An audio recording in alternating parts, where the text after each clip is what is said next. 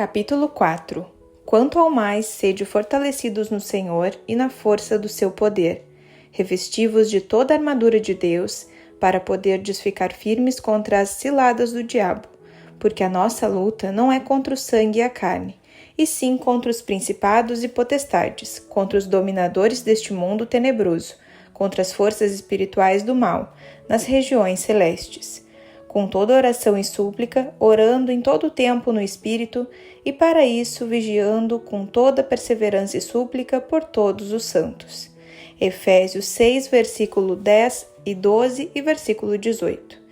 Para que Satanás não alcance vantagem sobre nós, pois não lhe ignoramos os desígnios. 2 Coríntios 2, versículo 11. A mais mortífera arma de Satanás. A imagem que a Bíblia nos oferece de Satanás é bem diferente da popular. Na Bíblia, ele não é apresentado como esse personagem cômico das histórias em quadrinho, com chifres, cauda, tridente, ridiculamente vestida com uma malha vermelha. Na verdade, Satanás é um adversário inteligente, ardiloso e muito perigoso. 1 Pedro 5, versículo 8. E como ele pertence ao mundo espiritual, conhece as nossas fraquezas. Ele conhece as nossas enfermidades e as utiliza contra nós, sempre com grandes vantagens. A Bíblia não fala muito do poder de Satanás, pelo menos não tanto quanto fala de sua sutileza, artimanha e falsidade. Ele usa de astúcias e trapaças, de estratagemas e planos bem elaborados, sabe explorar nossas fraquezas no sentido de enfraquecer-nos, desanimar-nos, fazer-nos fracassar e abdicar da vida cristã. A Bíblia o descreve como um leão que ruge andando ao nosso redor, procurando alguém para devorar. 1 Pedro 5, versículo 8. Paulo também falou dos malignos poderes das trevas contra os quais estamos em luta. Efésios 6, versículo 12. E é nas trevas que somos facilmente atacados e iludidos. Autoimagem negativa. Algumas das armas mais fortes do arsenal de Satanás são de natureza psicológica. O medo é uma delas. A dúvida é outra. Outras são raiva, hostilidade, preocupação e, naturalmente, o senso de culpa. O constante sentimento de culpa é muito difícil de ser removido. Ele parece permanecer em nós mesmo depois de nos convertermos e suplicarmos o perdão de Deus e aceitarmos sua graça. Muitos cristãos parecem ter um sentimento de autocondenação suspenso sobre a cabeça, como uma densa névoa de poluição. Assim estão sendo derrotados pela mais poderosa arma psicológica que Satanás usa contra os cristãos.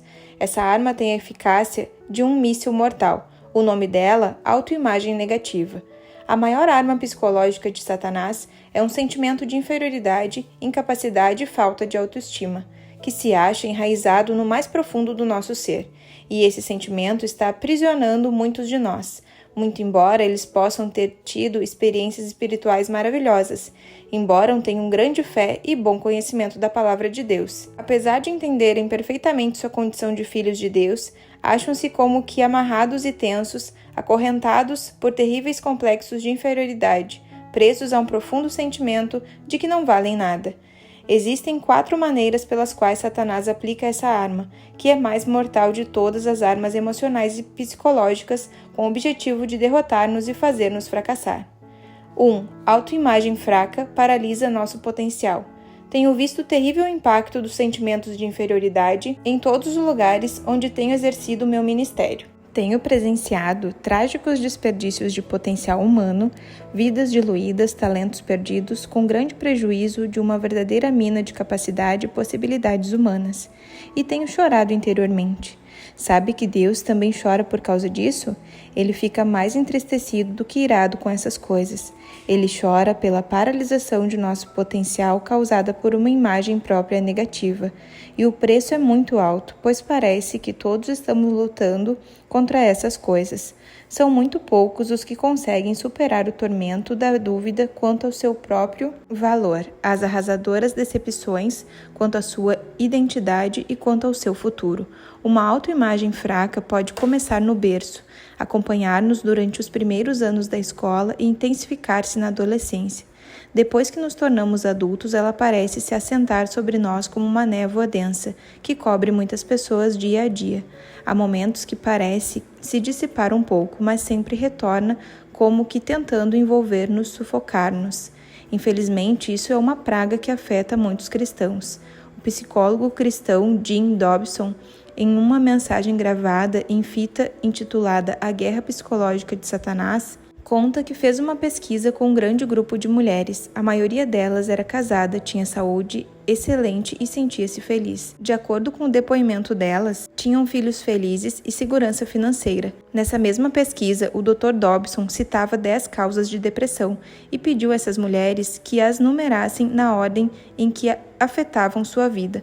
A lista que lhes entregou foi a seguinte: ausência de romantismo no casamento, conflitos com sogros ou cunhados, autoimagem negativa, problemas com os filhos, dificuldades financeiras, solidão, isolamento e tédio, problemas sexuais no casamento, problemas de saúde, cansaço e pressões de tempo, envelhecimento. As mulheres deviam indicar a ordem certa em que essas coisas provocam depressão, começando pela mais grave. Sabe qual delas veio em primeiro lugar na lista à frente de todas as outras? Autoimagem negativa. 50% das mulheres, que eram todas convertidas, a colocaram em primeiro lugar. 80% delas a colocaram entre as 2 ou 3 primeiras. Está vendo quanta perda de potencial emocional e espiritual? Essas mulheres estavam lutando contra depressões que provinham principalmente de sentimentos de desvalor que as deixavam abatidas. Jesus contou uma parábola sobre os talentos. O homem que tinha apenas um talento ficou paralisado por seus temores e sentimentos de incapacidade. Tinha tanto medo de fracassar que não quis fazer investimentos com seu talento, mas enterrou-o no chão para ficar mais seguro. Sua vida era uma série de bens congelados, paralisados pelo temor de ser rejeitado por seu senhor, pelo temor de fracassar, temor de ser comparado com os outros 2 que estavam efetuando investimentos, temor de correr riscos. Ele fez o mesmo que fazem muitas pessoas que não têm uma boa imagem própria, nada. E é exatamente isso que Satanás quer que façamos, que fiquemos tão tolhidos, que acabemos imobilizados, congelados, paralisados, acomodando-nos a um tipo de vida e trabalho que se acha muito aquém de nossas reais possibilidades. 2. Uma autoimagem negativa destrói nossos sonhos. É provável que o leitor já tenha ouvido a seguinte definição: os neuróticos são pessoas que constroem castelos no ar, os psicóticos são os que se mudam para eles, e os psiquiatras os que recebem o aluguel. Entretanto, não estou falando aqui de devaneios ou de sonhos fantasiosos. Não podemos viver com sonhos, não podemos viver de sonhos, mas vivemos pelos nossos sonhos. Uma das características do Pentecostes, profetizado por Joel e cumprido no livro de Atos, era que quando o Espírito Santo fosse derramado, os jovens teriam visões e os velhos teriam sonhos. Atos 2, versículo 17. O Espírito Santo nos inspira a ter sonhos audaciosos, a ter visões do que Deus quer realizar para nós e em nós, e mais do que tudo, através de nós. Não havendo profecia, o povo se corrompe. Provérbios 29, 18. É verdade, e quando temos uma visão muito enganosa de nós mesmos, com uma imagem própria muito baixa, julgamos-nos inferiores e inaptos. Certamente nos destruiremos. Assim nossos sonhos morrem e o grande plano de Deus para a nossa vida nunca se realiza. A melhor ilustração desse fato do Antigo Testamento acha-se em Números capítulo 13 e 14. Deus tinha um plano para o seu povo, um sonho belo e audacioso. Ele colocara no coração deles a imagem de uma terra prometida, uma terra boa, abundante em leite e mel, que seria possessão deles. Deus os conduziu até os limites dessa terra prometida para a realização do audacioso plano que tinha para eles. Moisés recebeu ordem de Deus para mandar à terra um grupo de reconhecimento militar para espiar o lugar. Essa é a primeira menção histórica de uma CIA, Agência de Informação de Canaã. E ele enviou a nata do povo, os melhores homens de cada tribo, e esperava que as realidades encontradas na terra viessem a confirmar os sonhos e promessas de Deus. E até certo ponto isso aconteceu, pois os espias disseram: é uma terra fantástica, vejam as frutas que trouxemos. Nunca vimos uvas e romãs assim, e o mel é o mais doce que já experimentamos. Ver Números 13, versículo 23. Mas o povo dali é gigantesco e tem uma força incrível, e as cidades não são cidades comuns, são verdadeiras fortalezas. E quanto aos descendentes de Enoque, diante deles nós parecíamos gafanhotos. Ver Números 13, versículos 31 e 33. Não pode haver uma opinião mais baixa de si mesmo do que a daquela que se vê como um gafanhoto. E os espias começaram a chorar, dominados pelo medo. Somente Josué e Calebe davam um relato diferente. Bem, eles concordaram com os outros quanto aos fatos apresentados. As observações que tinham feito eram as mesmas, mas como tinham uma diferente percepção das coisas, também suas conclusões foram diferentes. Por quê? Porque Caleb era um homem de espírito diferente. Ele não tinha a teologia do verme, não era rastejante. Essa é que é a verdade.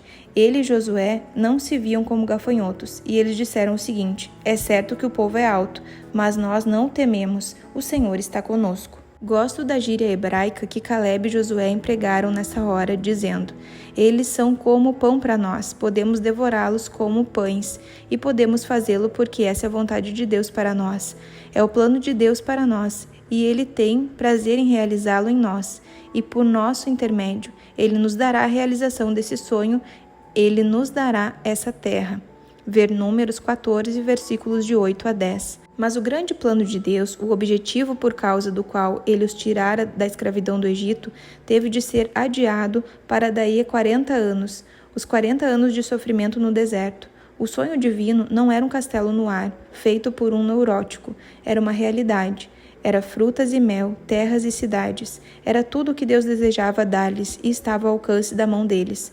O sonho estava ali, Deus estava preparado para realizá-lo, mas o povo não, por causa de uma fraca imagem própria. Somos como gafanhotos. Esqueceram-se de que eram filhos de Deus, esqueceram-se de quem eram e do que eram.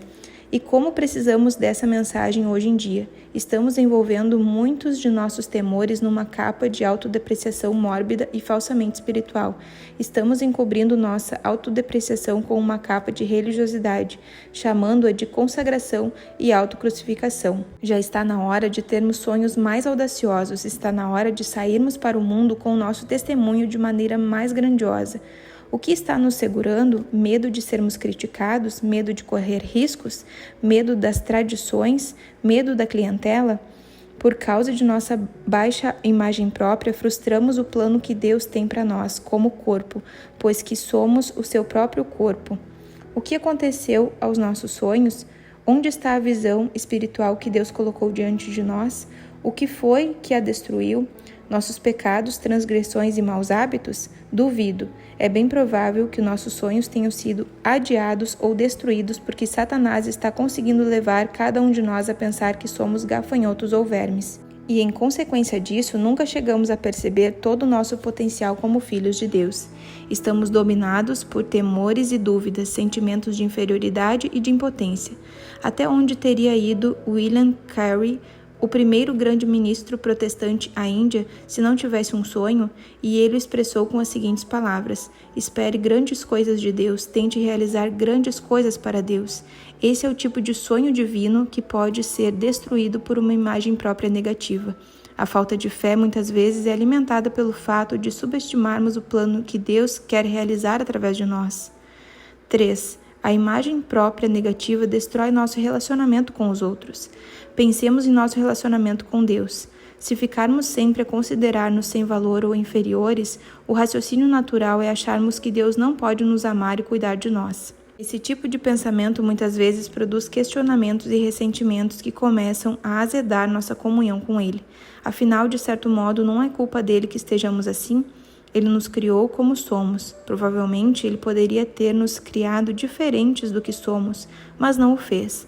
Então, na certa, isso quer dizer que ele ama os outros e dá a eles muitas coisas, mas não a nós, pois não nos ama.